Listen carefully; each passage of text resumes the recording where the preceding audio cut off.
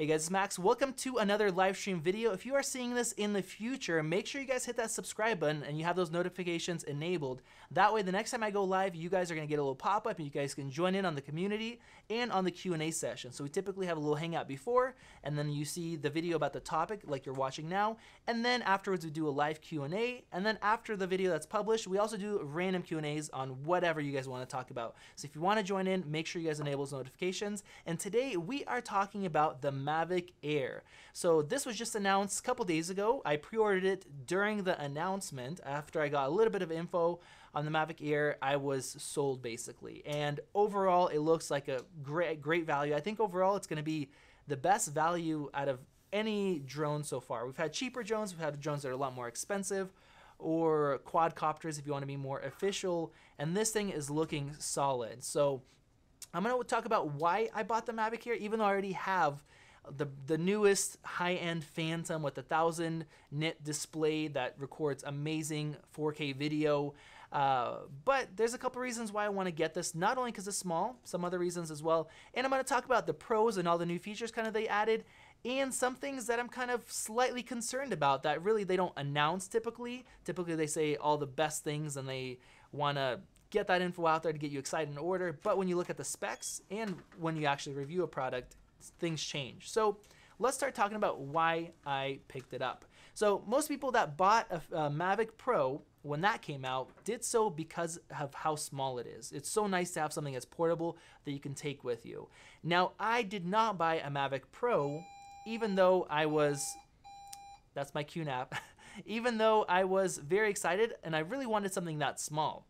Those two reasons are because of the H.264 bitrate and because of the lens, how wide the lens is. So let's start about the lens. The lens isn't as big of a deal, but it's a 28mm full frame equivalent compared to a 24 on my Phantom.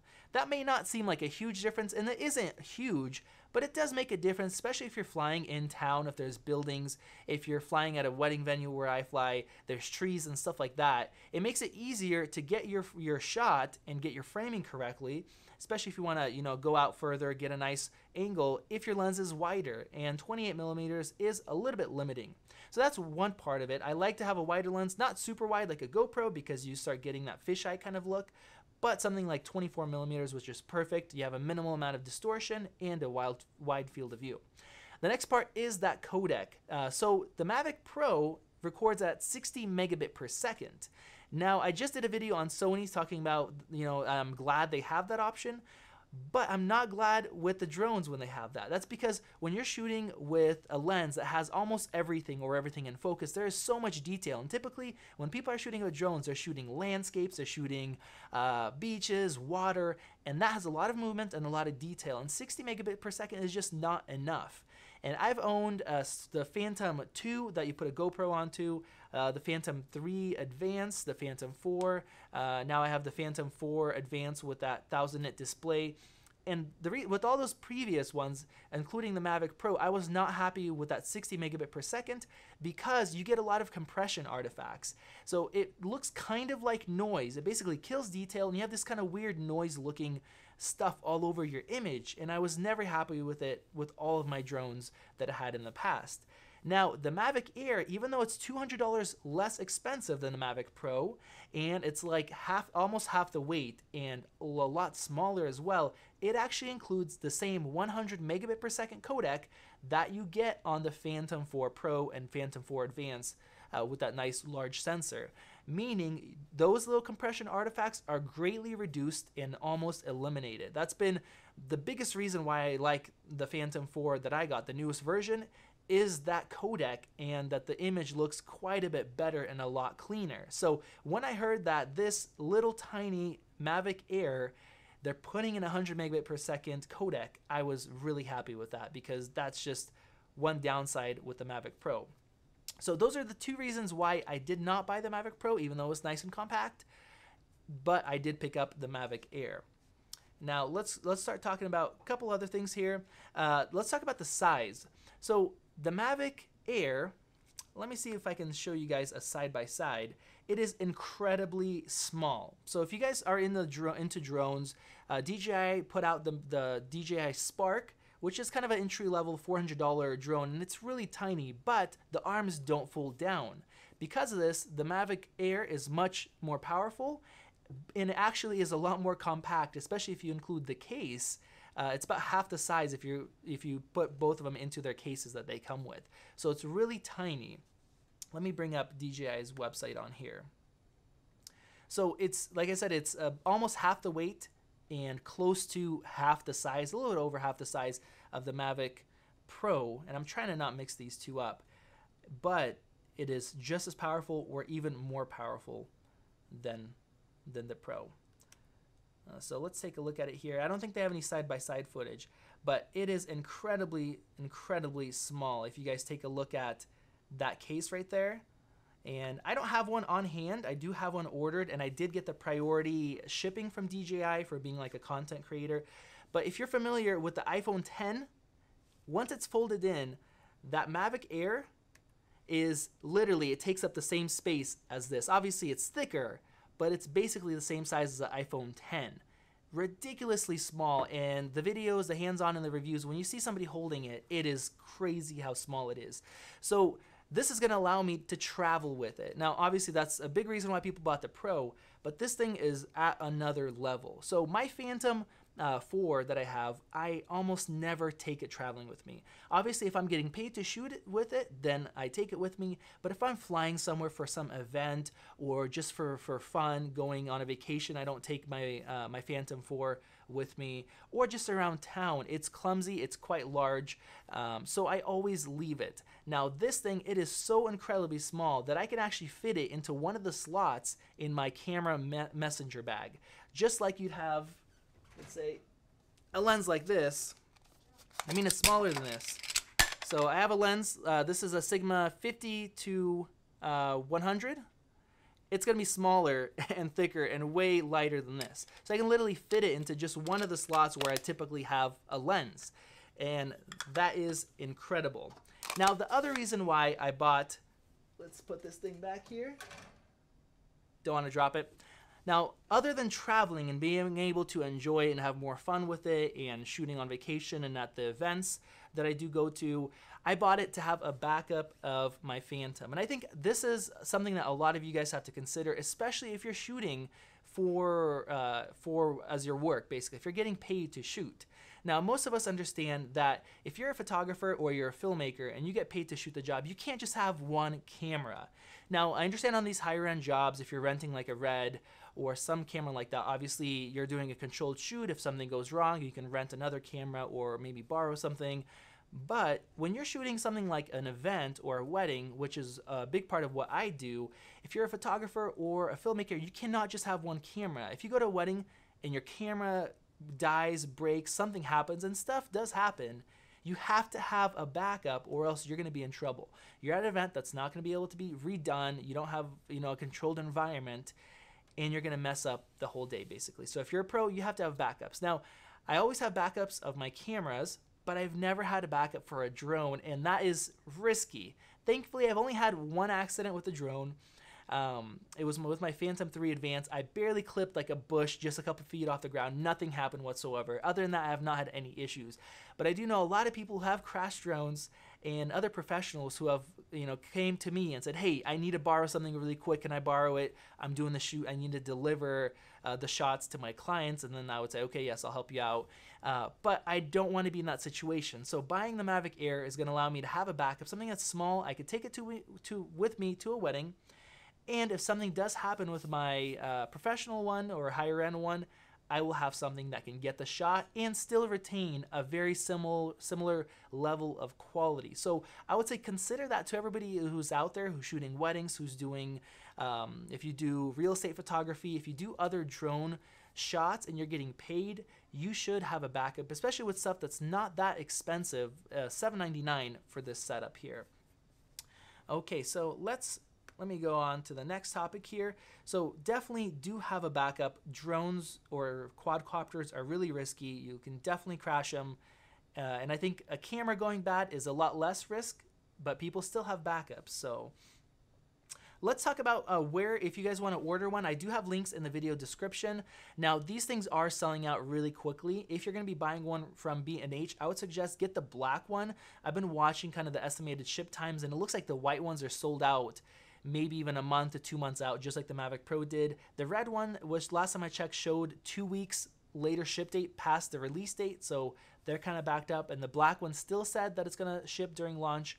Now, I also have a link to Amazon, and I think this is your best bet if you want to buy one and get it at launch, because Amazon hasn't yet published their page for the Mavic Air. So if you go to Amazon.com, you search up Mavic Air, it's not showing up yet, but I did find the link to the page, and you can actually pre-order it there.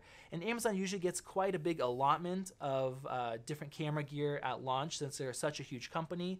So just going off of my experience pre-ordering stuff that's really popular in the past, when they don't have a page up, you get into that pre-order, it typically works out quite well compared to the other sites that accept pre-orders and you can find the page. So it sucks that Amazon lags behind sometimes if you're a content creator, but it does help out. So definitely check that out. Okay, so now let's talk about a few things that I'm excited about. So 2 things are Quick Shot. So they have 2 new little video modes, and these are really cool. I've honestly never used any of the settings on my Phantoms where they can do things themselves. I like to be in control, so I'm always doing everything manually, and I've gotten quite good at controlling them and getting the cinematic shots that I want. But DJI introduced 2 new shots. One is called Asteroid, and one is called Boomerang. Let me see if I can find it here for you guys. Switch over to the screen view. So this is an example. Let me see if it's gonna go in here. Nope. It does on my Mac. So let's see if we're gonna find an example here. If not, I'll kind of explain it to you guys. You guys can go on DJI's website and check it out. So Windows is not doing great. All right, let's get out of there. Okay, so basically the Asteroid, it works in a way where you literally press a button and your Mavic Air is gonna grab a shot of you, start slowly kind of going up and getting a shot of the location. And once it's high enough, it's gonna stop and do a series of photos. I think it's 8 shots to make a 32 megapixel 360 panorama. It's gonna stitch all that together and create a video clip for you. So it looks super cool. You have this kind of like world 3D view, and definitely go and check out the shots if you haven't yet on their website. And then it kind of like zooms in, and then your drone, your Mavic Air starts coming in and kind of shows where you're at. It looks super, super cool. I think this is going to get really overplayed. I think a lot of people are going to use this because it looks so cool, and the cool factor is going to kind of fade away. But who cares? It looks really cool. The next thing is the Boomerang, which is kind of like a cinematic shot where it starts off looking at you or the subject, whatever you choose, and then it slowly starts lifting up and going around just like a boomerang. Once it goes all the way around to the other side, it slows down once again to show kind of what you're looking at, or the opposite side of where it started, and then it comes back down. It's really, really cool looking, and it's great that you could just press one button and get a shot like that. Now, what's even cooler is while it's doing that, it has the best obstacle avoidance out of any of the DJI drones so far, including like the Phantoms. So instead of just stopping when it senses an object is in front of it, it will actually either go up and go above it or go around it. So that is really nice. And compared to the Mavic Pro, the more expensive, $200 more expensive option, that doesn't have any reverse cameras for crashing into something, where the Mavic Air now has, I think it has 6 different cameras just for obstacle avoidance. Now, I think it's a lot more risky that you're going to crash into something while you're reversing. If you're going forward, you're going to see in the live view what you're going to crash into, right? When you're reversing, you don't see what's behind you. So I see a lot of people crashing into trees and other power lines I've heard of and other stuff like that. So it is nice to have those cameras back there. They're going to stop you from ruining your drone and your day and everything else. So very cool. It's very intelligent, and I am excited. Hopefully you guys can tell by my voice. Okay, so let's move on. The next thing is the gimbal is more stable and it's stronger than a Mavic Pro. So they actually are kind of like flaunting how stable it is on the specs and on the site, and that's what's allowing it to do HDR photos, just like your smartphone will take multiple shots and compile it. It can do that now because the gimbal's a lot more stable, and along with that, it's able to take 8 shots and do the spherical kind of 360 panorama that you can kind of make and check out. So a lot of people complain about the Mavic Pro of just not having smooth gimbals. The gimbal kind of gets has wobble in it, and then a lot of people's gimbals have broken, and they've had multiple times where that has happened. And if you look at the promotional material from DJI, you look at the Mavic Pro's one, and you see the gimbal's kind of all shaking around. It looks really weird. And then you look at the Mavic Airs, the newer one, and it's just steady. So hopefully they're not going to have any more gimbal issues, gimbals breaking and having gimbals that are not working properly, because that was a big deal for them. Now let's talk about resolution. So it could shoot 4K at up to 30 frames per second and 1080p at up to 120. So the Mavic Pro was able to do 4K at 30, but it couldn't shoot 2.7K at 60. If you want to shoot 60 frames per second, you have to go down to 1080p, whereas the Mavic Air can now do that in 2.7K. So if you shoot 4K videos like I do, I shoot everything in 4K, you're going to end up upsampling either the 2.7K 60 or 1080p 60. So I'd much rather have the ability to shoot 2.7K at 60 frames per second. It's definitely going to look a lot more detailed than going down to 1080p. And if you are shooting 1080p, instead of being limited to 96 frames per second, it's going to go up to 120. So if you guys are seeing kind of a trend, everything is stepping up from the Mavic Pro, even though it's less expensive. And this is a huge reason why I really, really like DJI. They don't hold back features just because of price levels. They basically figure out how to do something, figure out how to get this new level of technology out, and they put it out on the market. And whatever their newest, coolest stuff is, they put it out on the market. They're not limiting. I mean, it is a little bit frustrating if you're somebody who just bought the Mavic Pro and now this device that's less expensive has better features overall. And it does have some limitations, which I'll cover in just a second. But they push technology forward, and I think that's so important for us. You see some other camera companies that are just holding back technology, and it just doesn't work out in the long run when there's competition and there's people that want this newer kind of technology. Okay, so one interesting thing is, even though it's smaller and lighter, close to half the weight, and it's not half the size, but almost half the size as well, DJI in their specs, they say that it's actually just as stable. So this was very interesting. I don't know how this works. I would expect to be blown around a lot easier than the Mavic Pro, but their specs show that it's just as stable. And as far as the sensor, I was told that it's the same sensor in both, but if you look at the specs, the Mavic Pro has a 12.35 megapixel sensor effectively, and the Mavic Air is showing 12 megapixels. So I'm guessing that it's a newer sensor. Now, along with that, we have some other changes that really weren't kind of noted. So the Mavic Pro says it has a f2.2 aperture, I believe. The new Mavic Air has a 2.8, so it is letting in less light. Now, one benefit with it being a f2.8, it's wider, so that might be a reason why it's f2.8, but you also don't have to autofocus the lens. It's focused to infinity. So anywhere from half a meter to infinity is in focus, and you don't have to worry about getting that set. And I remember when the Mavic Pro came out, a lot of people were not focusing it and getting really soft footage as a result. And along with that, this is an interesting thing. The maximum ISO is limited to 1600 ISO. I don't know why this is. The Mavic Pro goes up to 3200. Now, I would never shoot this high anyways because the footage looks terrible. Even on like my Phantom 4 Advanced, it does not look good. So I wouldn't want to be that high, but that is a change that I noticed. So very interesting. Now, the last thing that I'm going to mention about kind of the differences and kind of negatives, or two last things about negatives, it says that the formatting of the SD card can only be FAT32 instead of exFAT. Now, what this means in the real world is your clips are most likely going to be in 4 GB chunks. So if you go record 10 minutes of footage, you're probably going to have 2 or 3 clips that you're going to have to join together when you edit your video instead of just one long one. Sometimes it's a good thing, sometimes it's a bad thing, but I like just having one clip per take. That way, if I did 3 shots, I have 3 clips on my SD card. Whereas the Mavic Pro and the Phantoms, they support the exFAT format. And with that, you're going to have just single clips each time you hit record. And Let's see, the other kind of downside, this is a bigger one. The remote control, the range is 2.5 miles. So it's not as good as the Mavic Pro, which is 4.3-ish miles.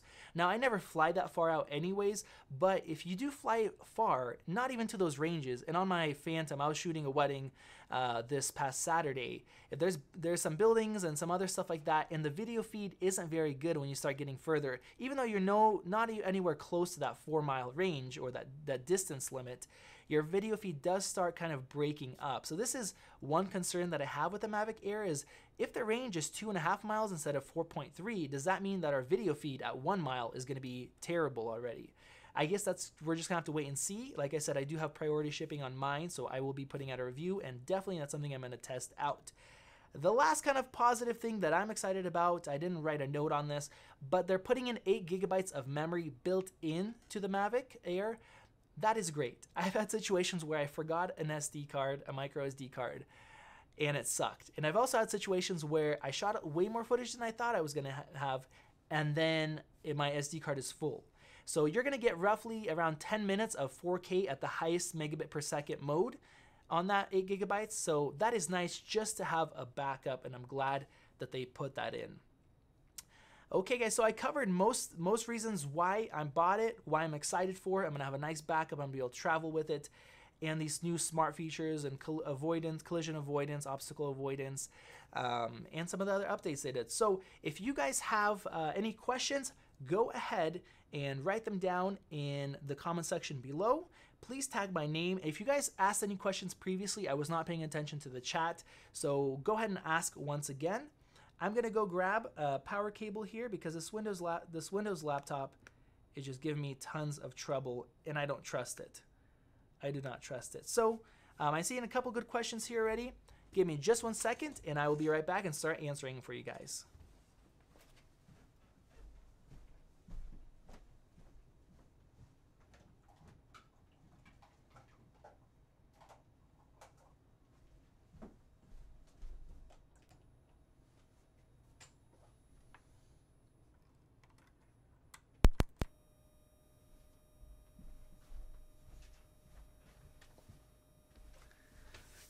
All right.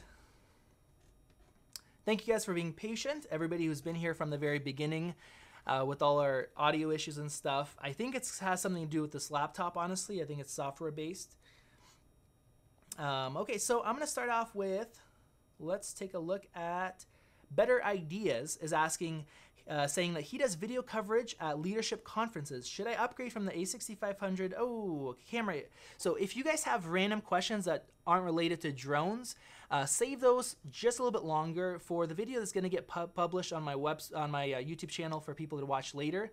We're going to just keep it on topic, but then after maybe 10 minutes or so of drone questions, we're going to end the regular video. We're going to do like our after show doing random questions. So any drone questions, and we'll cover the other random ones in just a bit.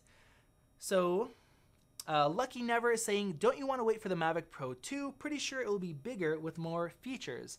Yes, I think you're right. I think it makes total sense for them to put out a Mavic Pro 2 with all these new smart features and the updated bit rates and the processor that's there. Honestly, I don't want to wait for it. I think they're going to keep it a similar size to the Mavic Pro. And man, when you see that size, like I showed you the smartphone, it folds down to a size this big. Obviously, it's thicker. It's incredibly small. So if it can get decent footage for me, and it's not my main drone, like I said, I already have the Phantom 4 Advanced with the 1000-nit display. That's my moneymaker. So this size, man, that's what I want. It's just gonna be so portable and so nice. You could actually throw it into like a jacket pocket and take it with you. So the Mavic Pro is quite small, but when you compare it to this thing, man. Gambit Rocks is asking, does it have tripod mode? I'm not sure if it does. I would hope so. I would guess so. But I guess we'll have to see here in a week or so, or a little bit longer than that. Andreas is asking, might the lack of H.265 be a big deal? I don't know.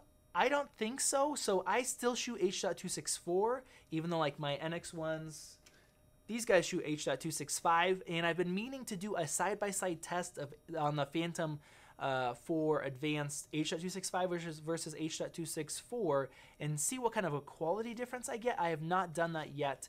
So I think I'm just fine with it. If it can match up or get close to my Phantom's quality at 100 megabit per second with H.264, I will be more than happy. Video Awesome is asking, what camera are you using now? Off topic question, but that is linked in the video description below if you want to check it out. And let's see here. Indy Kiduk, if I'm saying that right, do you think the Air is a good choice for someone who has never owned a drone before, or is it still something that is a bit of a gimmick given such a short battery life? Great question. Honestly, I think this is probably the best time to get in for a couple of reasons, basically. One, the price tag, $799. It's not cheap, especially if you're not making money from it or you don't have a big budget. But man, that's a great price tag for all the features you're getting. Typically, like the Spark, that's more of a toy, but it has so much more limitations. It's just like limitation after limitation after limitation, and the video quality is not great, and the gimbal's not that smooth. So if you're gonna get something like that, I feel like if you're gonna start shooting more video, you're gonna be really limited, and you're gonna want to upgrade anyways. This seems like something that's gonna have very little limitations, so you're not gonna feel like you need to upgrade right away. And on top of that, the ability to have the obstacle avoidance from the front and from the back, and the ability to avoid obstacles and keep going instead of just stopping, I think that is great. It's going to make it easier to fly, safer to fly, and that's really what you want when you're just getting started. As far as the battery life being short, honestly, I never max out my batteries. I typically go up, I fly, I get a few shots, and I land it, and I still have half a battery on my Phantom 4, so I don't think it's going to be like a huge deal. If you have 21 minutes versus 27, how accurate those numbers are, I'm not sure. If you actually look at the hover time, the MAVIC Air is rated at 20 minutes versus 24 on the MAVIC Pro, less of a difference. But no, I don't think that's a huge deal. And especially if you're going to buy the Fly More bundle that has 3 batteries, you'll be just fine. Okay, so Tintin is asking, what crop sensor does the Air have? So I think it's like 1/2/3 sensor. If I'm thinking right, it probably has a similar sensor size to like the Phantom 4 and the Phantom 3 Advanced, or the Phantom 3 Professional. That's the one I had. It's the same sensor size as the MAVIC Pro, so it's still in that range. It's not a 1-inch sensor like on the Phantom 4 Advanced that I have, or the Phantom 4 Pro. So the low light is going to be worse, but at this price point, I think that's very reasonable. Okay. Let's see. So Paul is saying they increased Wi-Fi strength and cable connects controller and device. I'm not sure if that's a question, but yeah, I don't know. All right. So Joe is asking if I've learned if the MAVIC Air can shoot in color profiles like D-Log or Cinelike D. I think somebody who's gotten it earlier did say that it does have Cinelike D. I'm not sure about D-Log, but the Cinelike D is there. There is the different picture profiles, whereas on the Spark, you do not have any picture profiles. Okay, so we have a tip here from Product Centura. He's saying there's a different drone that's more toy-like.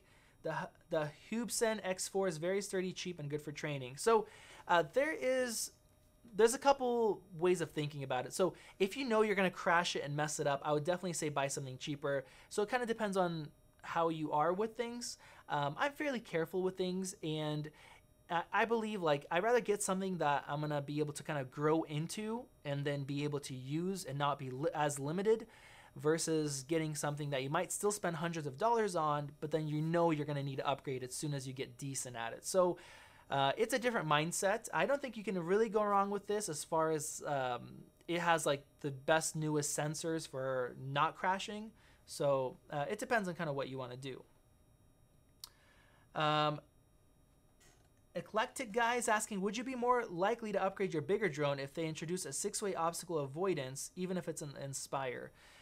It really depends. So I don't do any really high-end stuff. And my thought process was, if I'm doing any really high-end stuff, I'd rather like rent something or hire somebody that's a drone operator that is, used to flying the larger, higher end drones, even if there's like a dedicated camera on there, and if I get a client that needs something like that, charge for that and hire the work out. The smaller stuff, I've learned how to use it. It's very easy, and I don't have any issues with it. So at this point in what I do for my work, I don't feel like I really need to have that, and if I do, I can always hire out for that. Okay, guys, let's see what other questions you have here. Modern Wise said, I was careful with my Mavic Pro until I wasn't. Hello, tree limbs. So Modern Wise, tag my name and let me know, were you reversing when that happened? Because I think majority of people, at least what I see, is they're reversing and then they hit a tree. Obviously, you can't see what you're looking at if there's no camera facing that way, which is one of the reasons I'm excited for the Air, because it has those cameras back there as well. Johnny is asking, is it still smart to buy the Mavic Pro? Do you think the price will drop? So, Johnny, I think Costco is actually selling the Mavic Pro for $800 right now. Same price as the Mavic Air. So I was at Costco a week or so ago, and they had it up there. They had it up for $1,000 there. They had a ton of them. So I think they're probably just going through stock, because I don't think they like to keep a huge variety of different things there. So they're probably going to keep the Air in stock from now on. But personally, if I was given the choice between the Mavic Pro and the Mavic Air, both at the same price, even if the Mavic Pro was $100 less expensive, I'd still go with the Air because of the new features, and especially because of that higher bitrate codec, which really does matter for me. Okay, I know a lot of you guys are talking about the exam to pass and get your test. It is fairly simple to do. All right, guys, so if you have any other questions on drones, go ahead and ask, and I will answer those. And then we're going to switch over to just random Q&A for everybody's hanging out. And thank you guys for being patient, especially with all the hardware issues that I don't know where they're coming from, but we're going to get that fixed up. Daniel is asking for still photography, Mavic Pro, Air, or Spark. I would not do the Spark. I think the Spark is more of just like a fun toy. I don't really see it as something that you could do good work with because of the various different limitations. So you're looking between the Pro and the Air. Both of them have same size sensors. The Air has a much better, more stable gimbal, and it also has HDR photos. Both can do RAW with bracketing, but if you're just doing photos, you can go into JPEG and go into the HDR mode just like you would on your phone and get something with much better dynamic range. I would go with the Air, especially if they're saying that as far as wind resistance, it's very similar or the same spec to the Pro. If you're going to get a gimbal that's more stable, you're going to get a newer sensor that's able to do HDR, that's what I would do. Okay. Michael said that he just donated his Inspire to the ocean after 3 years of flying it. Man, I apologize for that beeping, guys. My QNAP is not happy that we shut down one computer. Michael, I am very sorry that happened. At least you got 3 good years out of it. So maybe you're gonna pick up an Air, something definitely a lot smaller. And if you have the original Inspire and you didn't upgrade the camera, you might get similar or better quality. I'd be really interested to see, but I think you're gonna get similar, because I think the Inspire was on a similar quality to like the Phantom 3 Pro. It still had that lower bit rate, which that's like my least favorite thing about those older Phantoms in the original Inspire. So who knows, if you do pick up an Air, let me know how the image quality is compared to your Inspire. Jeffrey is saying, what do you suggest for wedding still photography? I don't know, like my main one is the Phantom 4 Advanced. I didn't go with the Pro because there's almost no difference between them, and I was saving, I think, like $300. I did buy the 1000 nit display that's built in, which I love. I am so glad I went with that display. I don't have to put my phone in there. It's super, super bright. But I mean, if you're going to be charging money for it, which if you're doing weddings, you should be charging extra to do drone footage, unless you raise up your whole package price to include that. So don't give it away for free. That number one. I would probably go with the Phantom unless you're constantly flying to do weddings, because it is a pain to fly with the Phantoms, but you are going to get a much larger sensor, so you're going to get better quality images. and better like low light performance and maybe even better quality as well compared to the Air. So if you can afford a Phantom 4 Advanced, that's probably the one I would go with if you don't mind the larger size, if you're doing like paid work. So yeah, there you go. Okay, so Production Centra, sorry if I'm butchering your name. He said there's some test shots in raw DNG that you can download from Talks Tech Time, although video files seem blocked by Google. Oh, okay. Cool. Yeah, I saw his video on it. I'm going to go and check that out. Okay, so David is asking, is 4K 30 on the Air much worse than the 4K 60 on my Phantom? I don't know. I guess it's just preference. So for example, like I have the GH5 if I want to shoot 4K 60. Even on my Phantom, I don't shoot 4K 60 that often. I shoot 4K 24 typically if I have an ND and I'm not going to get a lot of stutter. When I do switch over to 4K 60, if I want to do something fast and then I want to slow it down, that's a great time to use 4K 60. And I don't publish videos in 60 frames per second. I know it's like more realistic looking, or kind of some people say too realistic, very, very smooth. I shoot everything in 24 frames per second, so I like that more cinematic with more motion blur. But if I don't have an ND and I want to avoid that kind of staggered, really choppy look, if you go into 60, 4K 60, that means you need to raise the shutter speed to be double that, and you get less of that choppiness. That's one time I do shoot with 4K 60, and another time is if I'm doing something fast and I want to slow it down, that's another great time. Now, if you're doing your standard kind of slow cinematic shots and you're shooting 4K 60, if you slow it down, it's just going to be too slow. And I'm used to doing nice, smooth, slow shots. That's kind of my style with very smooth motion. So I don't mind that. Not having 4K 60 is not a big deal to me. Kevin is asking, does a smaller sensor of the Air and Pro compared to the Inspire doesn't bother you? It doesn't bother me. Like I have the Phantom 4 Advanced, which has the 1-inch sensor, just like the Phantom 4 Pro. Now, if you're doing images, you're definitely going to get higher quality images. On video, sensor size doesn't matter as much. It doesn't matter as much. So for something that's this price and this size, I'm willing to make a compromise. Now, once I get my MAVIC Air in, I'll be testing it. Maybe I'll do some side-by-side shots. Who knows? Maybe there'll be a huge image quality difference. But looking at like the MAVIC Pro versus this high-end Phantom, there was a decent difference, but a lot of it was compression artifacts from that codec that was 60 megabit per second instead of 100, so almost half the bit rate. A lot of those image issues was because of that. So I'm guessing and I'm hoping that there won't be a huge difference. And even if there is a decent noticeable difference, just the price and the form factor makes it kind of worth it. Kevin is asking, would you show up to a professional gig with the MAVIC Air? It depends. It depends.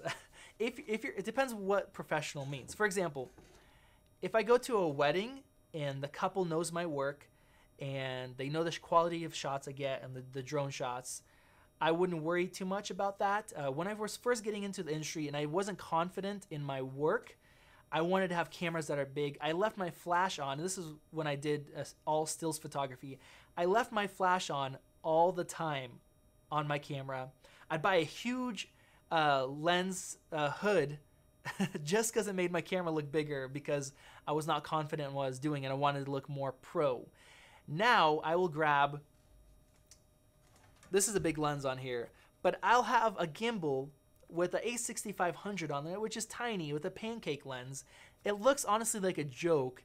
They're paying me good money, really good money to shoot their wedding. I'm confident in my work. They're confident in what they're gonna get. They do get a great end result of a wedding film. They're happy, I'm happy, and I don't really care. As long as I know I'm gonna get the shot, the client's gonna be happy, everything's gonna be good. It really does not matter that much for me. Now with that said, the other side of the pro is if you're going to a production where there's multiple people there, you're working with somebody who's like a director or something else, you're being hired out to do a job, and you show up, and it's a large budget, you're getting paid well, and you show up with the MAVIC Air, I think people are going to look at you funny, honestly. And this is still an industry where if you have a red camera, people are going to respect you a lot more than if you're shooting with a Sony a7R III. That might get, the end result might be just as good for the job you're doing, but gear still matters. Having name brand stuff, having kind of that image. So it depends. If you're doing higher end stuff, you need to get something higher end, like a Inspire probably. But if you're doing lower end stuff, real estate photography, stuff like that, where you can get a good end result, I think you're going to be just fine. So hopefully that explanation was not too long there. Okay, so Jeffrey is saying, should I wait for the Phantom 5? I don't think so. So if you're going to always play the waiting game, it's not going to work out well for you. So it is frustrating when you buy something and then a few months later something else comes out. But if you're making money with it, I think you need to buy the right tool for the job now. If it's going to make you money, get the tool and get the shot. If you're just doing it for fun and you expect something to be coming around the corner, maybe wait a little bit as soon as it comes out. So if the MAVIC Air doesn't do it for you, wait until something larger. But it's really hard to think of it that way. Like if you're always going to be waiting for the next best thing that's always right around the corner, you're just going to be waiting all the time. So I say buy something that fits your needs, enjoy it, use it, make money with it, and be happy with it. Okay. Let's see here. I saw some good comment, but now it's going away. Tim is saying, is it necessary to buy a MAVIC Air as my first drone? I don't think so. You can buy like a Phantom 3 standard for like $400, or I mean, it doesn't shoot 4K, it shoots 1080, or maybe even 300 now. So if you just want to have fun and fly something and be able to get a video feed, you can save money and go that route. If you're going to want to get great images with it, I think the MAVIC Air is your best choice. Okay, let's scroll down here a little bit. Tintin is asking, this is a little bit off topic. Hold that thought. Hold that thought. Okay, so Sony full frame drone is coming out. hold your money. I'm not saying that's happening. I'm just reading the comments here. Yeah, Naya Chan is saying he recommends the Air as your first drone, no more crashing. Yeah, that's the thing. You could spend less money and then crash something and then spend more money anyways. So buying something with good safety features. I care about safety. I'm not huge on safety though.